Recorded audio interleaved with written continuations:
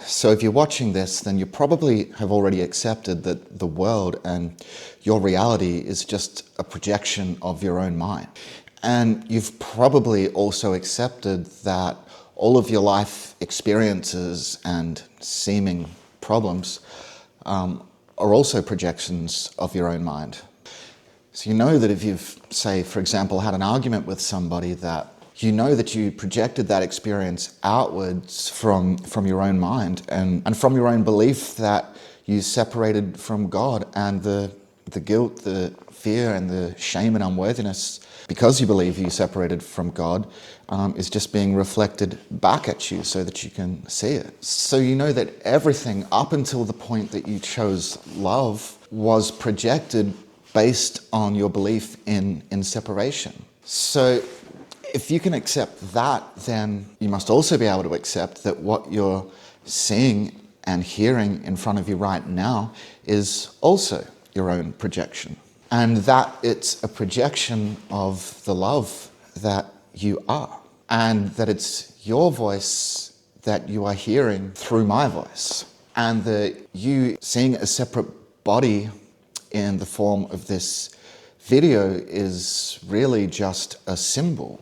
And it's just a symbol of the love that you are.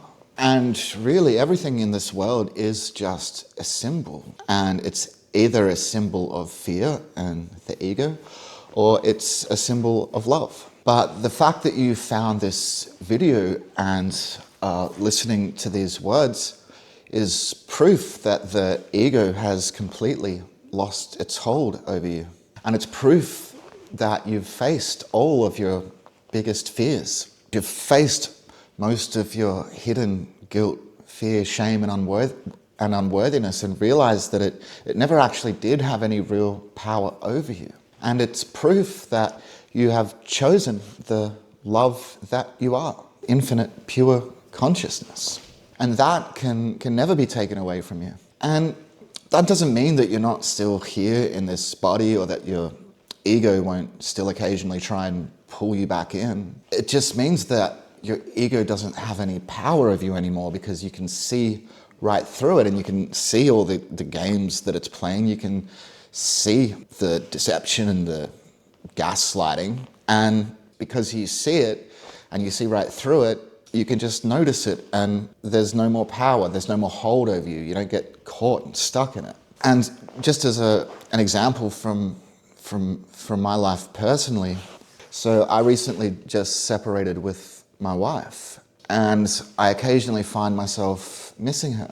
But I also know that I can't miss what's always been inside of me, which is love. And I know that when I feel that, when I feel like I'm missing her, I know it's just the ego trying to pull me back in and trying to get me to look outside of myself for what's actually in here, inside, which is love. And so once you see its game, it really doesn't have any power, and you notice it, and it'll try and do its thing, and you just see it and you laugh.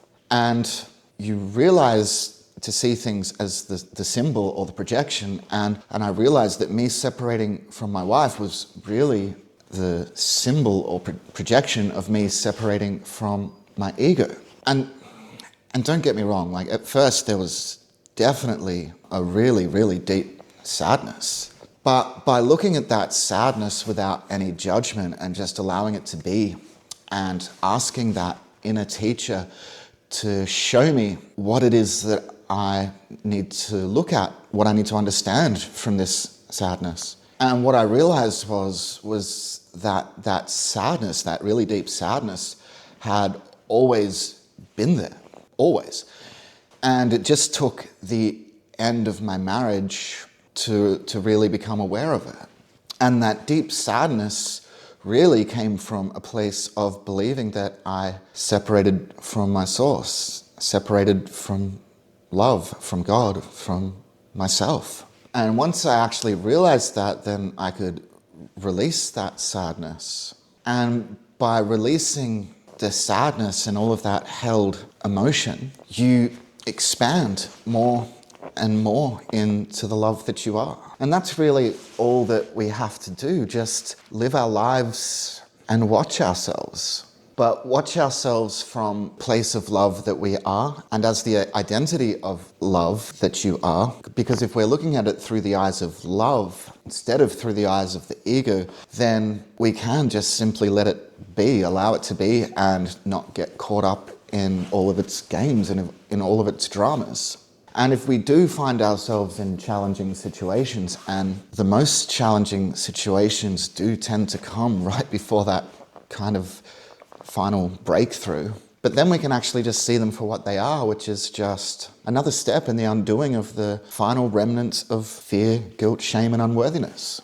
Just remember that you have already made the choice for love, and you've already released most of the ego. So if things seem challenging, and they will at times, try not to get lost in the situation and allow your inner teacher to guide you. Allow love to guide you. And by doing that, you will see what you need to see and what you need to release in order to fully realize the love that you have always been.